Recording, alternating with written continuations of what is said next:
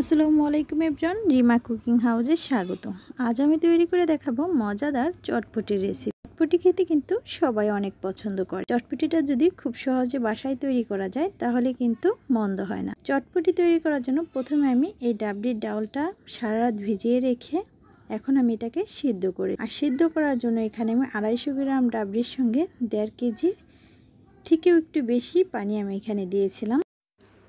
এখানে আমি কিছুটা লবণ দিয়ে দিচ্ছি, এতে করে ডাউলটা ভালো করে সিদ্ধ হবে। এর মধ্যে কিন্তু সামান্য পরিমাণে হলুদও দিয়ে দিয়েছিলাম, এতে কালারটা ভালো আসবে। আর ডাউলটা কিন্তু সিদ্ধ হয়ে গেছে। এখন আমি হাত দিয়ে তুলে দেখিয়ে দিলাম।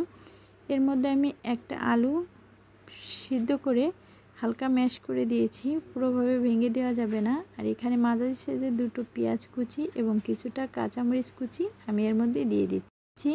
1 চামচের মতো জিরা গুঁড়া এবং 1 চামচ চিলি ফ্লেক্স আর 2 টেবিল চামচ দিচ্ছি চাট মশলা।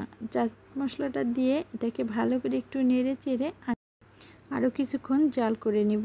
হালকা বলক তুলে নিলেই হবে, খুব বেশি জাল এখন আর করতে হবে না।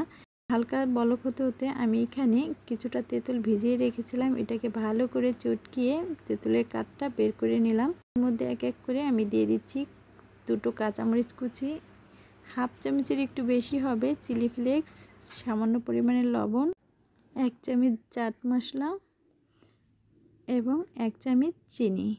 এখানে চিনিটা স্বাদ মতো দিয়ে নিলেই হবে, খুব বেশি দিলে কিন্তু বেশি একটা ভালো লাগবে না। আর দিয়ে দিচ্ছি আরও কিছুটা পানি দিয়ে এটাকে ভালো করে একটু মিশিয়ে একটু টেস্ট করে নিচ্ছি এটা ঠিক মতো হয়েছে কিনা।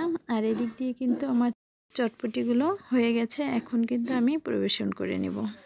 একটা সার্ভিং বলে যতটুকু প্রয়োজন নিয়ে এর মধ্যে একটা ডিম আমি আধা ভাঙা করে দিয়ে এর মধ্যে সামান্য পরিমাণে পেঁয়াজ কুচি, কাঁচামরিচ কুচি এবং একটা ডিম উপর থেকে এভাবে গ্রেট করে দিলে হয়ে গেল। খুব সহজে কি হয়ে গেল আমার চটপটি। খেতে কিন্তু অসাধারণ হয়েছিল। এর উপরে দিয়ে টক দিয়ে যদি এটা খাওয়া যায় খেতে কিন্তু অসাধারণ লেগেছিল।